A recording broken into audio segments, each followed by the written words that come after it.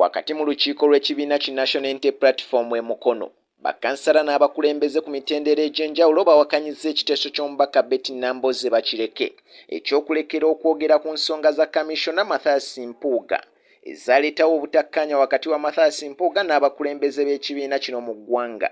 Ensonga zino ziva ku nsimbi obukadde 500 ezaweebwa Kamisona Mathias Mpuuga nga Kasimo we yali akyatula mu yafeesi yakulira oludda oluvuganya gavumenti. Era wano omukulembeze w'ekibiina kino Robert Kyagulanyi Ssentamu yamusaba yeetondera eggwanga olw'ekikolwa ekyo kye yayita ekyokulya enguzi we yakkiriza akasiimo kano, wabula Mpuuga ne yeerema okukola ebyo ebyamusabibwa ekibiina nga n'ekyaddirira ekibiina kuwandiikira Paalamenti nga kijja mu Mpuuga obwesige ku kifo ekyali kyakamuweebwa ekya Kamisona wa Paalamenti. Wabula Sipiika wa Paalamenti Nalongo Anet Anta Among kye yagaana era n'asigala ng'akyaweereza mu ofiisi eno. Kaakati olwaleero omubaka wa Mukono Betty Nambooze Bakireke asinzidde mu lukiiko lw'ekibiina e Mukono n'asaba bannakibiina okulekeraawo okwogera ku nsonga eno nti era bagirekera omukulembeze waabwe Robert Kyagulanyi Ssentamu bakkaanye ne mukulu munne. Naye mwe mukimanye nze mbadde ne Oweekitiibwa Mpuuga emyaka 40 nga tukolera wamu ebyobufuzi era n'olwaleero. Naye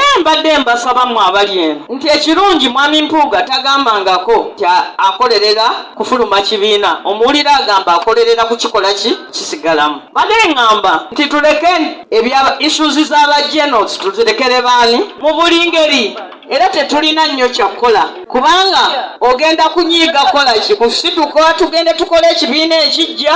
Kati nze mbabuulira nti mbasaba ebigambo ebyo mubireke nga bwe mwabiwulira. Bwe tunadda mu ntalo ez'ogamba lwaki amaanyi aga Mpuuga okuwulira obubi, oba Oweekitiibwa Mpuuga alina ebyamusobako era sayidi eyo yeki sayidi eyo yenkyamu. Ssaabasajja Kabaka awangaale. Abakulembeze ku mitendera egy'enjawulo nga bakulembeddwamu Deputy Speaker wa Municipal y'e Mukono Bazanya Rogers wano we basinzidde okuwakanya eky'omubaka Betty Nambooze ne bategeeza nga batasobola kulekera kukyogerako okutuusa nga Mathias Mpuuga ateekesezza mu nkola ebyo ebyamusabibwa abakulu mu kibiina.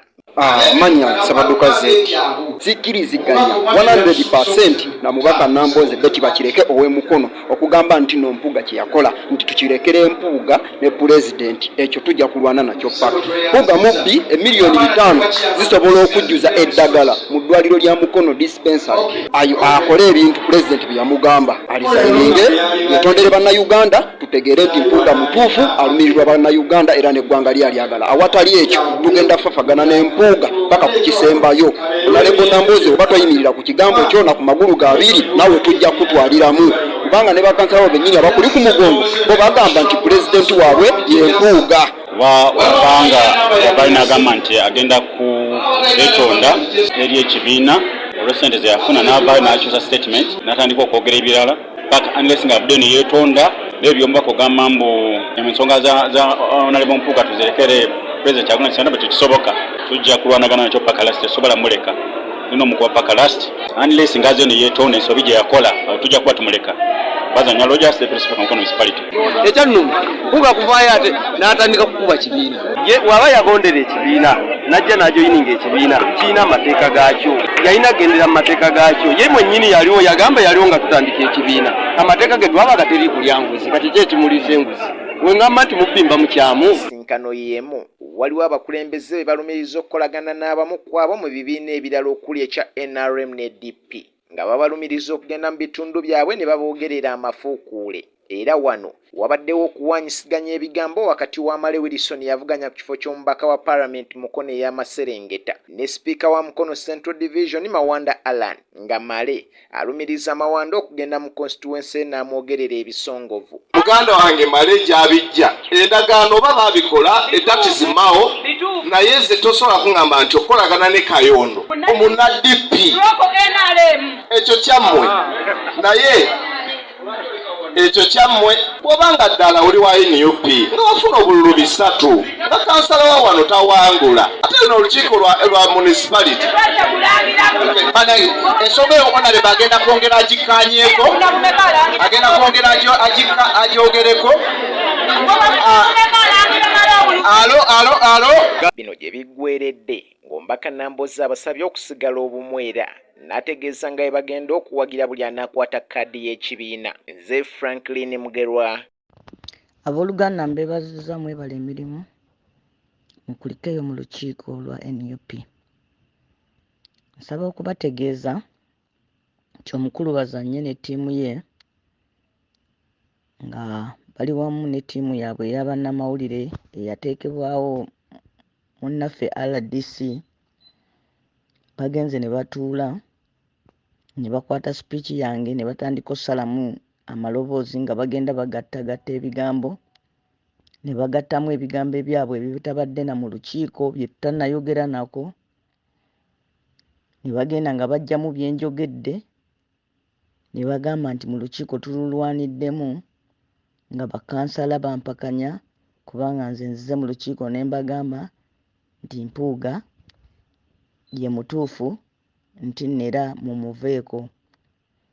Mwena ababadde mu lukiiko omwo mumanyi bye njogedde n'omutima gwe njogereddemu n'okubanyonnyola kwe mbanyonnyodde na biki bye njogedde mu butuufu bwabyo ne ku nsonga eyo ludda ki kwe mbadde mukimanyi bulungi. Naye bwe tubanga buli we tunaatuulanga mu nkiiko z'ekibiina ng'abantu abamu bajjamu nga bajjamu bya kututabula mu kifo ky'ekibiina ekyogenda mu maaso, baba ekigendererwa kya kulemesa kibiina wano e Mukono. N'olwekyo omulundi guno ndirwedde okwerwanako. Buli kintu kibaako entandikwa n'enkomerero. Tugumiikiriza nnyo enkola y'Abazanya. Ne tumugumiikiriza mu buyaaye bwe, mu bufere bwe, mu bubbi bwe. Wulidde? Ne tumugumiikiriza mu bukumpanya bwaliko ne mu kukolera NRM bwe yateekawo ffe ne tusirika ne twefuula abasiru. Naye omulundi guno luno olutalo njagala mululangirire nga muli redde nti tugenda lulwana paka. Kubanga wabaawo entandikwa n'enkomerero ku buli kintu. Tubagumiikiriza tukooye bannaffe. Ekirungi leero kati kino kibadde mu lujjudde buli omu akirabye tewaliwo gwe bagenda kugamba nti banyumiza. Mwami Bazanya, ekirungi kino kibadde mu lujjudde tolina gw'ogenda kukirimba ne recordings weeziri. Ago amaloboozi gammwe ge musazze nga muli ne ba Franklin Mugerwa. Mujja mutya mu lukiiko ne mukwata ebigambo by'omuntu ne mugenda nga mubisalamu kyasooseza ne mukisembyayo kyasembezaayo ne mukisooka ne mugattirira. Muteekewo tuli ku kuwandiisa bantu. Tuli ku kutwala kibiina mu maaso mwe muzze mu lukiiko lw'ekibiina muggyemu endooliito. Mwefuula nnyo nti nno mwe mulumirirwa naye ng'ekigendererwa kyammwe kutabangula. Olwaleero mu lutandika olutalo mwe mulutinkudde.